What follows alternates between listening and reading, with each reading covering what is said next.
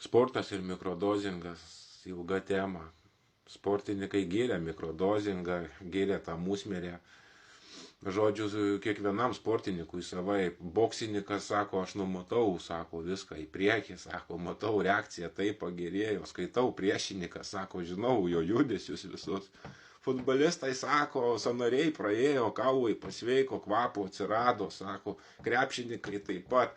Žodžiu, sporte, net kas prie kompo sėdimą darbą, gauna energiją, reakciją, kas trimina labai gerai, šaudyklo šaudosi.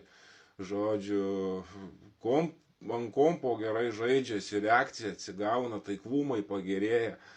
Žodžiu, reakcija iškart pajausit ant reakcijos. Nu, sportininkam raumenys ant raumenų skaitosi, kaip raumuo į plyštą, ten dedasi randukas, raumuo plyšta ant to randuko, vėl randukas. Tai grybas, pagal klinikinius tyrimus, grybas uždeda 3 kart storesnį randuką.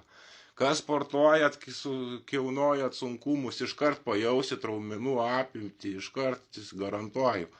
Žodžiu, sportininkam liuks, turbo, naudokit žmonės, valykitės, sportuokit.